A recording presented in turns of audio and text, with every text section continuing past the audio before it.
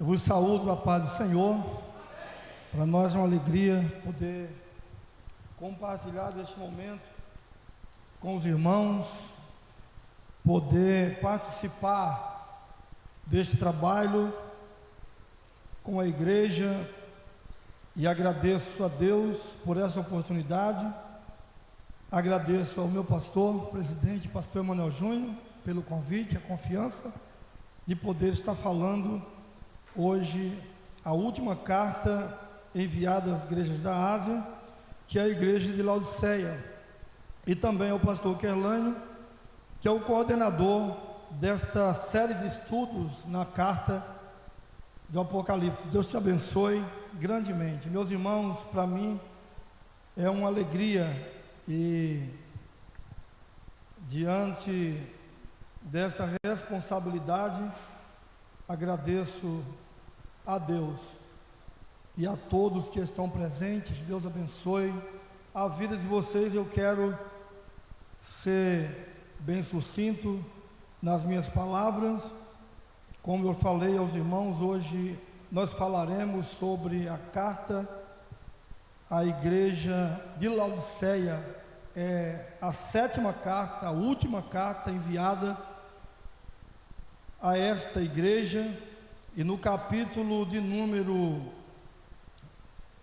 1, o versículo de número 9 a seguir, depois desta revelação que o Senhor havia dado ao apóstolo João, que estava preso na ilha de Patmos, um lugar de punição, de morte, uma prisão em que ele estava sofrendo, não porque ele tinha cometido algum tipo de delito, algum crime, mas pela palavra de Deus, pelo Evangelho de Jesus, por pregar o Evangelho do Senhor.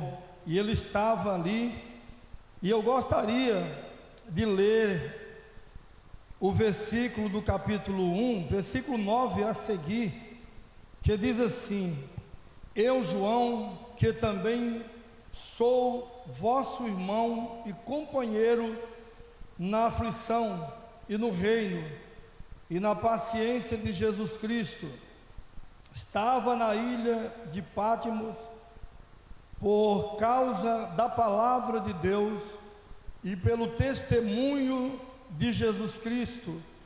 Eu fui arrebatado em espírito no dia do Senhor, e ouvi detrás de mim uma grande voz como de trombeta, que dizia: o que vês, escreve num livro e envia às 7 igrejas que estão na Ásia: a primeira, Éfeso; a segunda, Esmirna; e a terceira, Pérgamo; a quarta, Tiatira; a quinta, Sardes; e a sexta, Filadélfia; e por último, Laodiceia.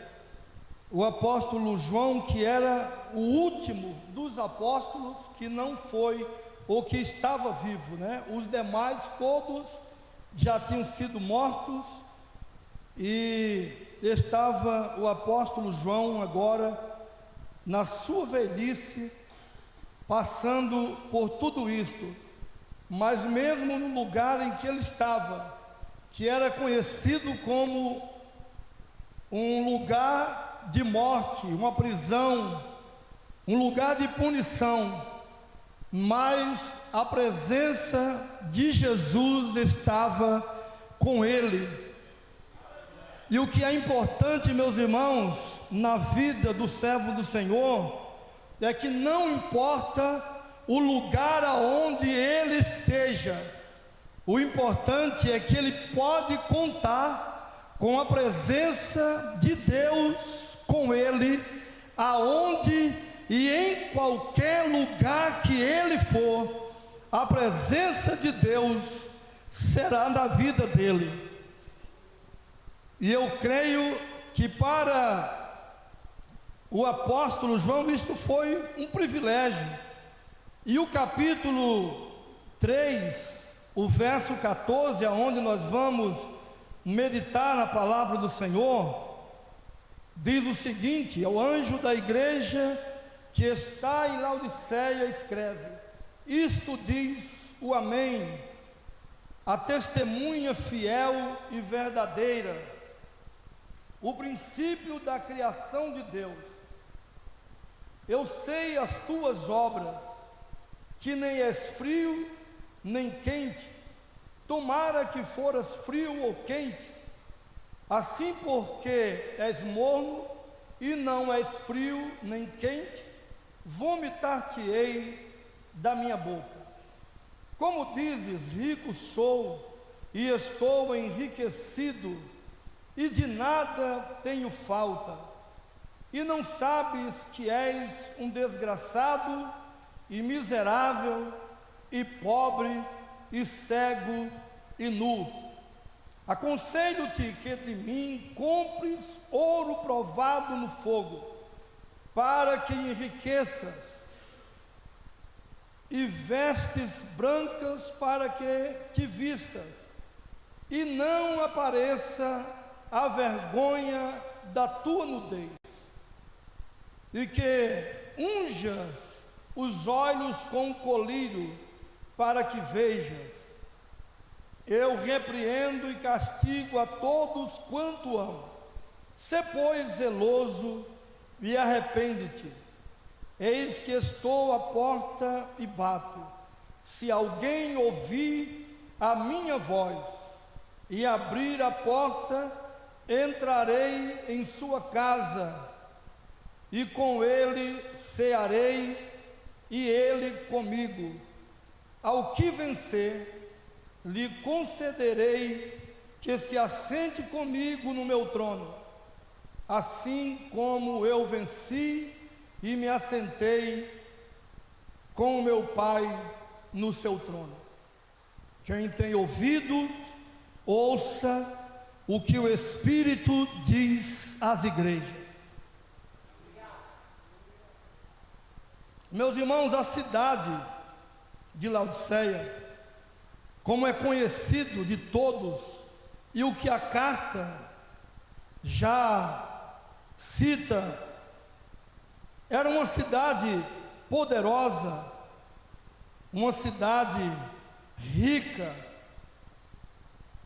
industrial, a indústria têxtil, que era a fabricação de tecidos, e havia nesta fabricação de tecido uma lã negra, que, segundo a história, era um dos tecidos mais caros que havia na época.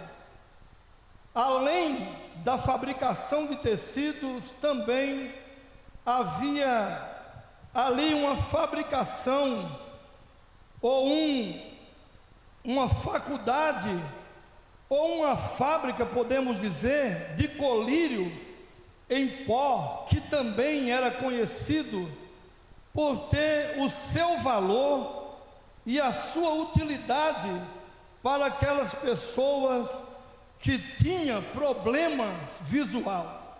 Então a cidade de Laodiceia, que foi fundada no século III por Antíoco II, e o seu nome, que também foi posto em homenagem à sua esposa, que chamava-se de Laodice. Então ele fundou esta cidade, e ali havia um poder financeiro, econômico muito grande. Então todos conheciam na época Laodiceia, porque naquela cidade eles tinham com abundância dinheiro, propriedades, riqueza, o comércio aquecido, muito forte. E isto que a cidade vivia foi se infiltrando na igreja. Os irmãos que ali congregavam nessa igreja, pastor, tinha com abundância dinheiro, não tinha problema financeiro naquela igreja. Eles tinham de tudo aquilo que precisava. Eles não tinham o problema de querer comprar, adquirir algum bem e ter que fazer como nós fazemos, vender pamonha, como é o caso hoje. Compre pamonha.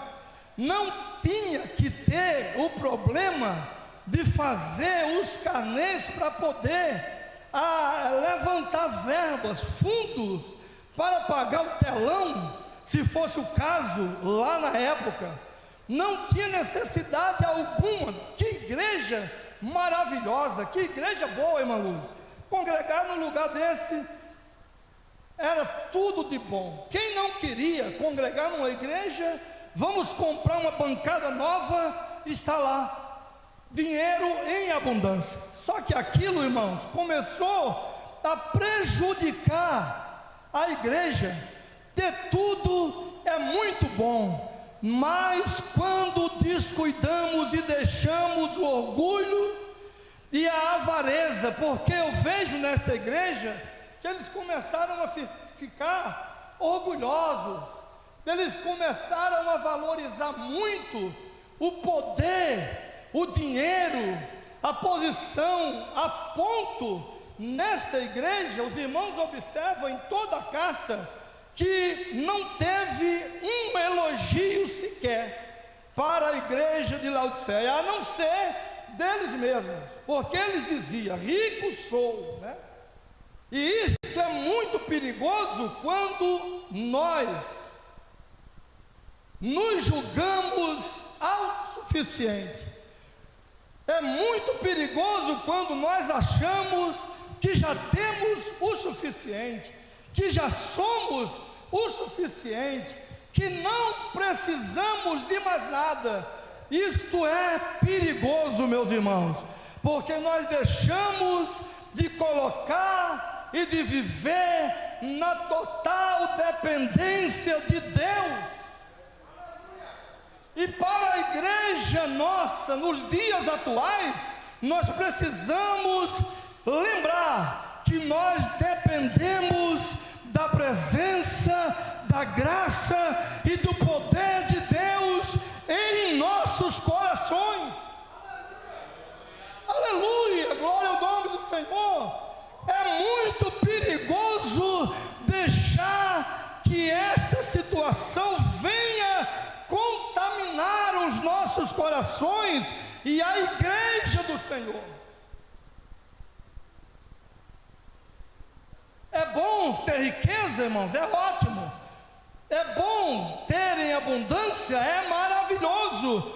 Mas nós não podemos deixar e nem perder aquilo que o nosso pastor acabou de falar aqui, a graça de Deus. Porque quando eles se julgam que tem tudo, quando eles dizem para si mesmo, no versículo de número 17, como dizes, rico sou e estou enriquecido. Eles falavam isso, eles se julgavam ricos, e é muito perigoso quando alguém se julga ser o que não é, quando alguém julga dizer ser o que para Deus não é, porque às vezes nós podemos dizer, não, eu sou, mas quem faz esta avaliação não é nós, não somos nós.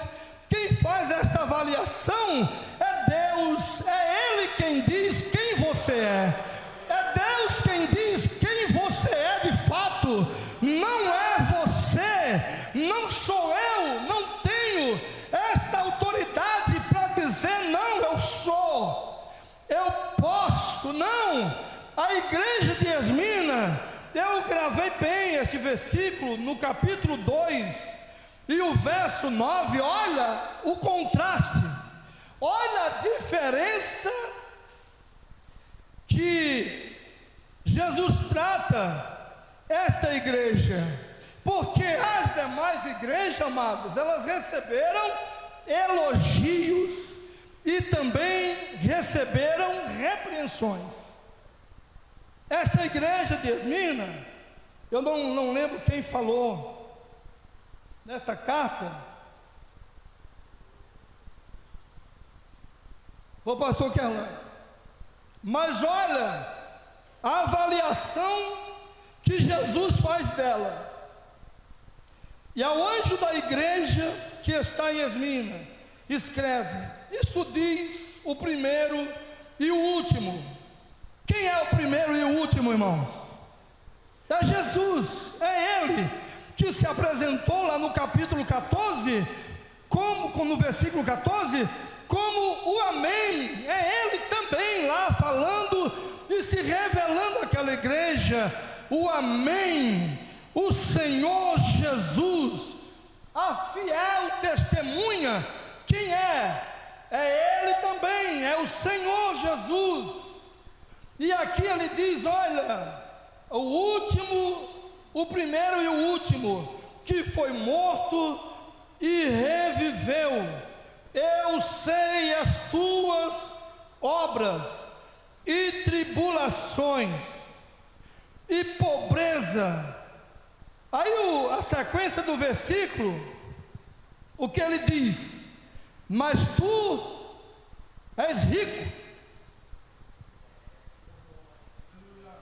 Você sofre, você padece, você às vezes não é contado no meio daqueles que podiam te valorizar ou entender que você é importante também para eles.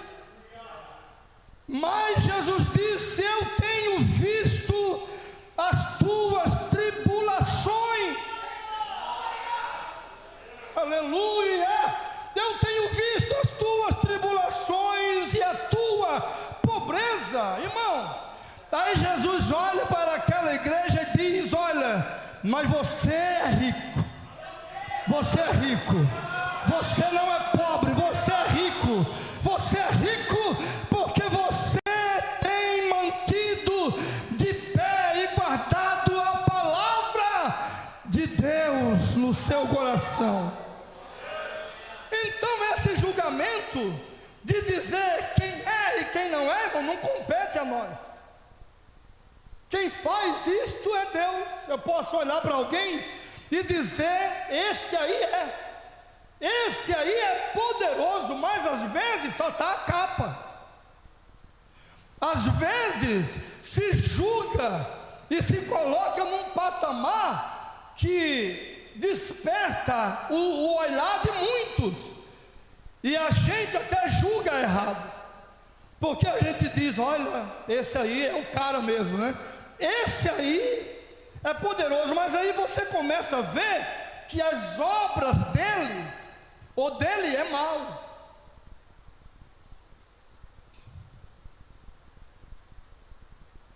Isso foi o caso aqui.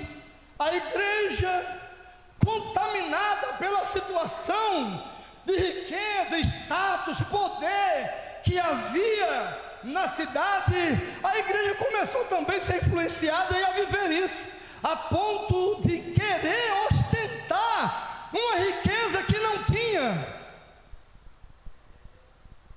porque riqueza para Deus não simboliza dinheiro, poder, carro, casa, bens que você tem uma conta gorda lá.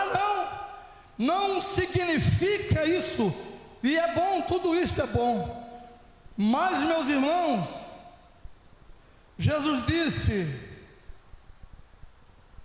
quando eles disseram: rico sou, e estou enriquecido, e de nada tenho falta, e não tinha mesmo, materialmente falando, mas Jesus diz: e não sabes que és um desgraçado. Olha a palavra, irmãos. Não sabes que és um desgraçado, ou seja, não sabes que és infeliz, que essa palavra também pode se entender, porque em outras traduções também está infeliz. E o desgraçado, que às vezes soa como uma palavra muito forte se referindo a alguém, mas é a ausência da graça, é aquela pessoa que não tem a graça de Deus. Então quem não tem a graça, não é eu estou dizendo, é a Bíblia, é desgraçado. Então se você olhar em alguém e as obras deles não condizer com a palavra de Deus e não tem as obras aprovadas por Deus, a Bíblia está dizendo, não sabes que és um desgraçado.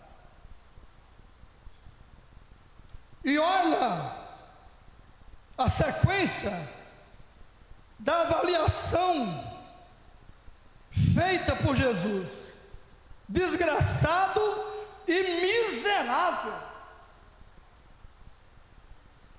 e pobre, e cego, e nu.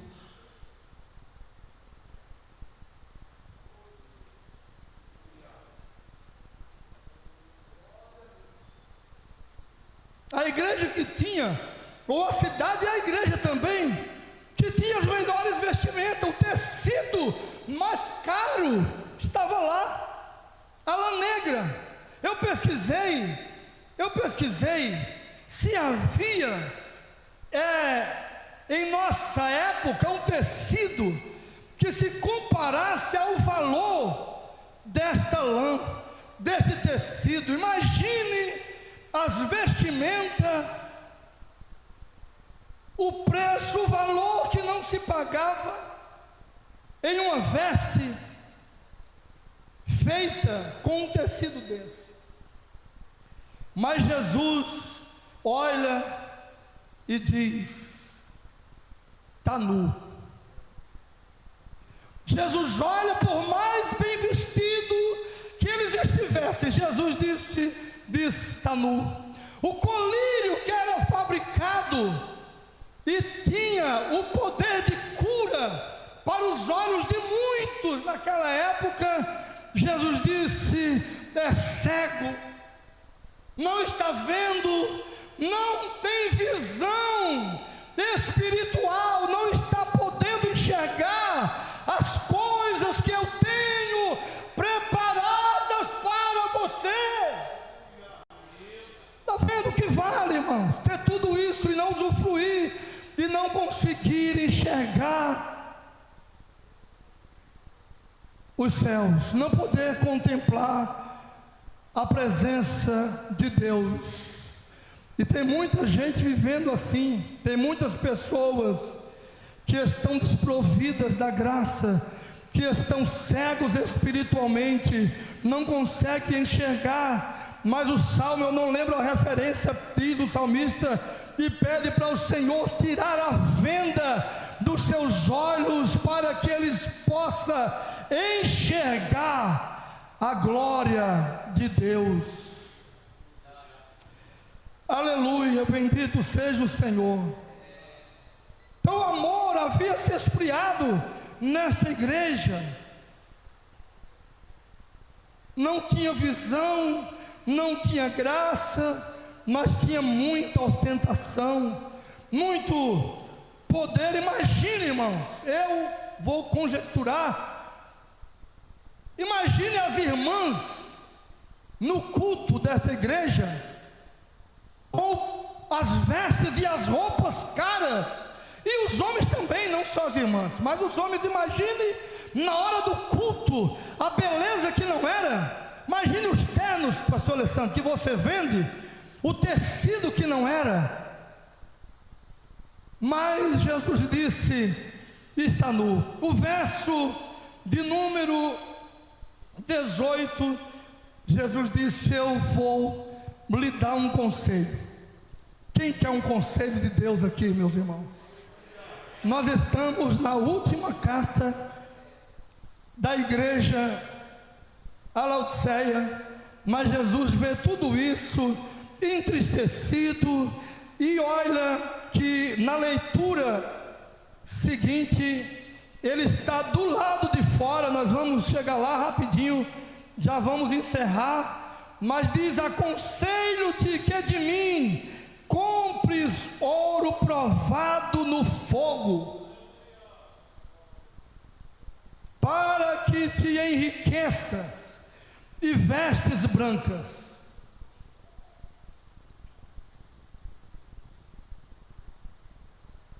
Vestes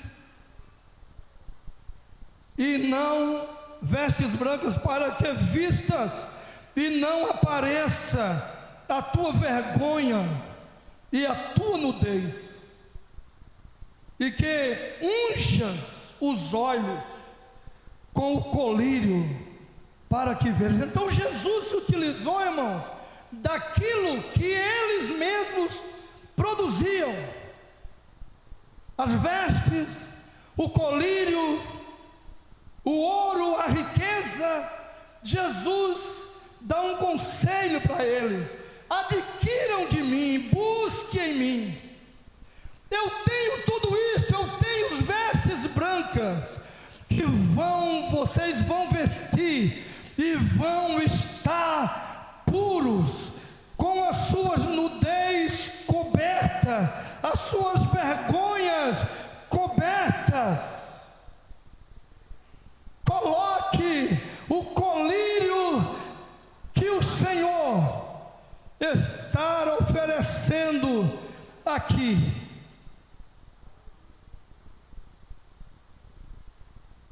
E ele diz: eu falo isso e repreendo vocês, porque eu vos amo. Então o amor de Deus, ele estava ali, ele estava sendo exposto e aconselhando aqueles irmãos. E a intenção da carta à igreja não foi para condenar a igreja, é porque Jesus queria trazê-la de volta. Jesus queria que eles se arrependessem. Ele disse: se arrepende. Tem pessoas que eles estão vivendo no erro, mas eles não se arrependem. Jesus aconselha eles a que se arrependa e volte ao primeiro amor, que aceite a correção. Eu repreendo e castigo a todos quanto eu amo. Jesus ama a igreja. Jesus não estava falando isso aqui para matar a igreja, mas Jesus estava levando e entregando a igreja de Laodiceia um conselho, dizendo: eu tenho tudo de graça para vocês. Aleluia. E este versículo 19, irmãos, diz: nós usamos este versículo para pregar nos cultos ao ar livre, e eu também já falei e até falo, eu acho que não tem nada, mas este versículo, ele estava falando com a igreja, com o crente, né, pastor? Estava do lado de fora, só assistindo, olhando, a igreja fria, gelada. Meus irmãos, que nós possamos, em nome de Jesus, não deixar desapercebido que o poder de Deus, que a presença de Deus, que a graça de Deus vai embora do nosso meio. Não deixe sair da sua vida a presença do Todo-Poderoso.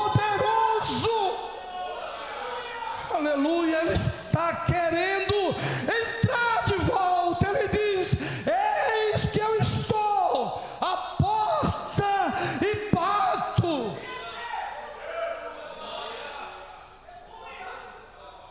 Aleluia.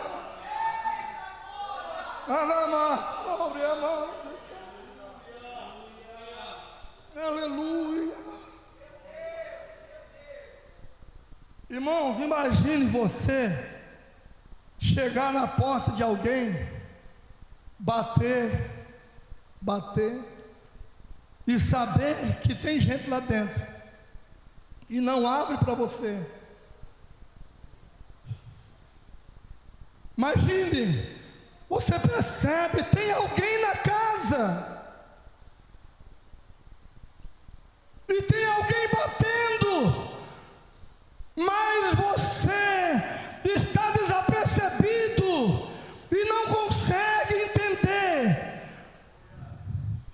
que aquela batida é uma batida de esperança, que aquela batida é uma batida que vai te trazer vida, é uma batida que vai te trazer força e esperança para que você continue caminhando.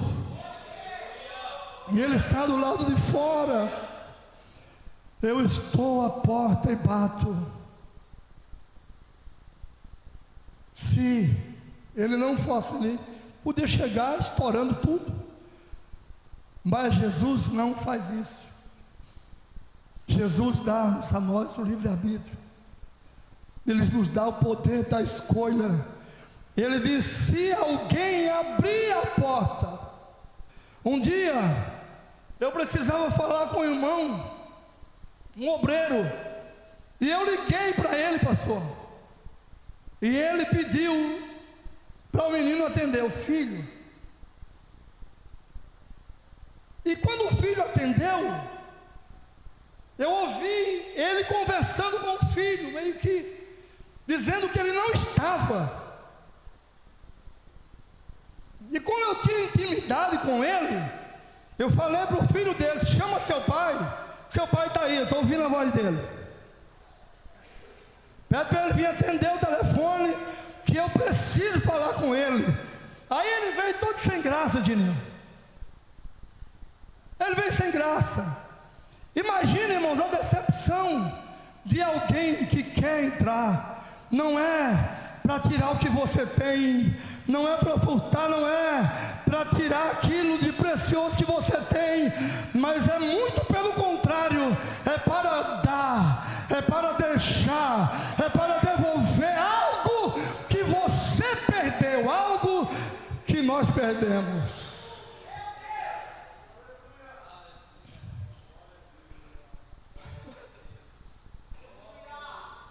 Aleluia.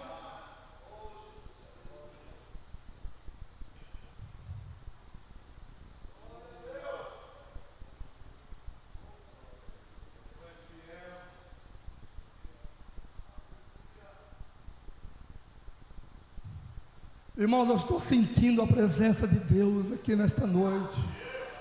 Quando o pastor falou para mim pregar esta palavra, trazer esse ensino, eu cheguei em casa, chorei mesmo.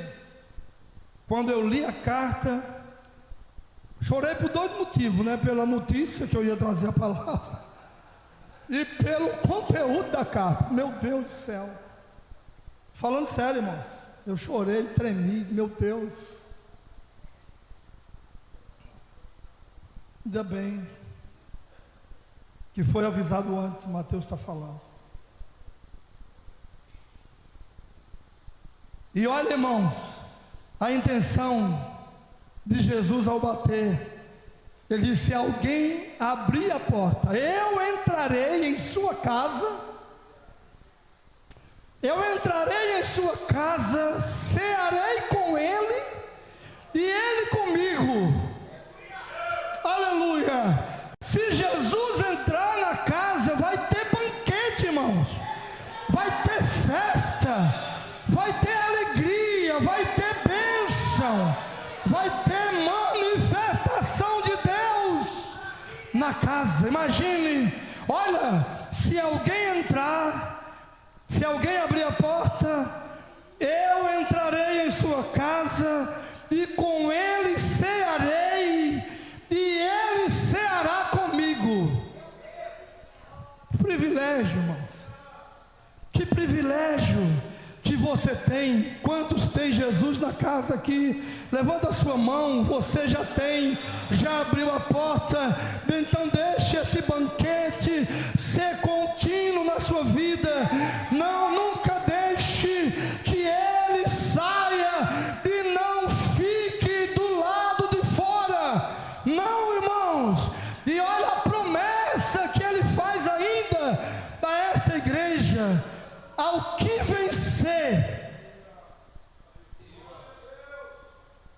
ao que vencer, lhes concederei que se assente comigo no meu trono. Ao que vencer, eu lhe concederei. É Ele que dá esse direito, é Ele que dá esse privilégio.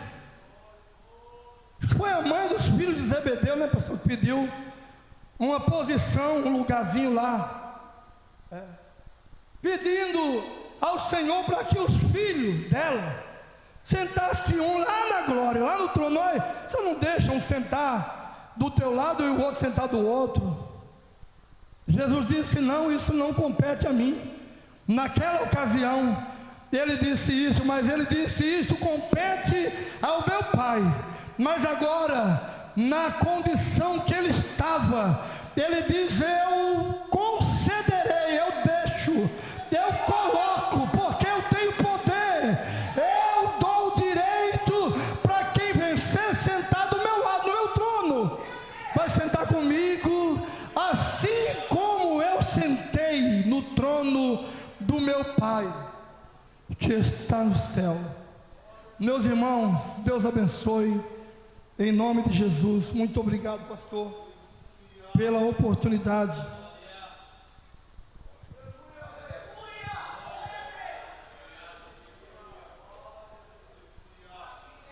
Aleluia, glória a Jesus. Quantos estão felizes com Jesus por essa palavra? Digam amém. Nós estamos finalizando este estudo, essa sequência de estudo, e todas as palavras que ouvimos, todas, sem exceção, foram palavras maravilhosas, com ensinamento muito bem fundamentado e com uma aplicação muito importante para a igreja nos dias atuais. E hoje, uma vez mais, o Senhor Jesus falou ao nosso coração. Que Deus continue abençoando o pastor Gerian por esta palavra tão boa e tão ungida que tocou o nosso coração. O Senhor Jesus, quando ele estava à porta batendo, desejando entrar, o pastor Gerian citou aqui e me chamou a atenção.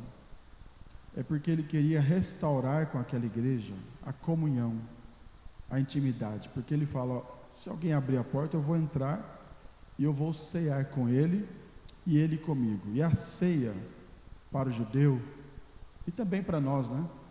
É um momento de comunhão. Você não chama para almoçar na sua casa ou para jantar, para tomar um café, se você não tem intimidade, comunhão. E quando não tem e você chama, é justamente para estabelecer uma comunhão e uma intimidade. Então o que Jesus estava falando para a igreja é o seguinte: olha, vocês perderam a intimidade comigo, vocês perderam a comunhão comigo, e eu estou do lado de fora, querendo entrar para novamente cear com vocês, e novamente ter intimidade com vocês. Jesus é maravilhoso, porque Jesus poderia simplesmente descartar aquela igreja. Irmãos, essa igreja não teve nenhum elogio da parte do Senhor Jesus. Ela não tinha nada. De uma prova de 1 a 10, de 10 questões, aquela igreja não acertou nenhuma questão, zerou na prova, nenhum elogio, foi xizinho e vermelho, bem vermelho em todas as questões, foi reprovada. Jesus poderia descartá-la e dizer: olha, vocês não servem mais para mim, eu vou ficar só com a igreja de Éfeso, só com a igreja de Esmirna, mas com vocês eu não tenho mais nada. Mas o interessante é que no versículo 19, Jesus fala: olha, eu estou falando isso, eu estou corrigindo vocês porque eu amo vocês, eu estou repreendendo e castigando porque eu amo, e eu quero vocês arrependidos, e eu quero restabelecer a comunhão com vocês. Então, às vezes, há fases na nossa vida que a gente perde essa comunhão com Deus, mas Deus não nos descarta. Deus está batendo a porta do nosso coração e está dizendo: abra a porta do seu coração, abra a porta do seu coração, que eu quero entrar novamente e eu quero cear com você, eu quero ter intimidade e comunhão contigo. Essa foi a palavra que nós ouvimos hoje, com muita propriedade, trazida pelo pastor Francisco Gerian, nosso segundo vice-presidente. E eu finalizo essa parte orando com os irmãos. Se coloque em pé, em nome do Senhor Jesus. O resumo de tudo que ouvimos nessas 7 cartas, nesses 7 ensinamentos: a igreja de Éfeso, o amor perdido, que precisava ser restaurado, o primeiro amor. A igreja de Esmirna era uma igreja que era fiel, apesar da dor, apesar da luta. A igreja de Pérgamo era uma igreja que estava comprometida com o erro, mas Jesus amava aquela igreja e queria a sua restauração. A igreja de Tiatira era uma igreja que estava com permissividade, tudo era permitido, mas Jesus também amava aquela igreja e queria a sua restauração. A igreja de Sardes parecia ser viva, mas estava morta, mas Jesus queria reavivá-la, Jesus queria renová-la. A igreja de Filadélfia era uma igreja maravilhosa, uma igreja fiel, uma igreja que mantinha a sua fidelidade com o Senhor Jesus. E a igreja de Laodiceia, uma igreja com mornidão espiritual, sem intimidade, sem comunhão com o Senhor Jesus. Algumas igrejas Jesus elogiou, e só elogiou. Outras Jesus elogiou e repreendeu. Outras Jesus só repreendeu, como é o caso de Laodiceia. Mas tem uma coisa em comum, que era igual para todas as igrejas. E o que era igual para todas as igrejas? Jesus continuava amando todas as igrejas. Qual é a grande lição para nós? Essas 7 igrejas, elas representam a nossa igreja, de modo geral, a igreja atual. Dentro da igreja tem crente Éfeso, dentro da igreja tem crente Esmirna, Pérgamo, Tiatira, Sardes, Filadélfia, Laodiceia. Dentro da igreja tem todo tipo de crente, e nós mesmos podemos viver fases da nossa vida que nós somos Éfeso, que nós somos Esmirna, que nós somos Sardes, que nós somos Pérgamo, que nós somos Filadélfia, que nós somos Laodiceia. Em outras palavras, tem fase que a gente está bem, tem fase que a gente está ruim, tem fase que a gente está péssimo. Mas escute, em todas as fases e em todos os momentos, há algo que não muda, que é perene, que é imutável, é o amor de Deus para mim e para você. Quem deseja renovação espiritual, curva a sua cabeça e nós vamos orar. O teclado segura em Ré maior, e aí no seu lugar comece a orar. Não vou chamar ninguém aqui na frente, mas aí no seu lugar comece a orar. Ore pedindo a Deus renovação espiritual. Veja qual área da sua vida que essas cartas elas falaram contigo em determinadas áreas da sua vida, e peça: Senhor Jesus, mude a minha vida. Senhor Jesus, renove a minha vida. Senhor Jesus, restaura a comunhão, restaura a intimidade. E eu tenho uma boa notícia para você: Jesus está aqui hoje para restaurar a comunhão. Jesus está aqui hoje para fazer-nos voltar ao primeiro amor. Jesus está aqui hoje para nos dar vida espiritual. Jesus está aqui hoje para restabelecer conosco a intimidade, a comunhão. Jesus está aqui conosco para nos fortalecer em meio às tribulações e aflições. Jesus está aqui conosco para nos dar graça, para que nós sejamos fiéis em todos os momentos. E se porventura em algum momento agimos de modo infiel, o Senhor Jesus está aqui para nos perdoar, para nos restaurar. Comece a orar agora, fale com Jesus. Aí no seu lugar, fale com Jesus e peça: Senhor, renova-me, Senhor, restaura-me, Senhor, trabalhe a minha vida.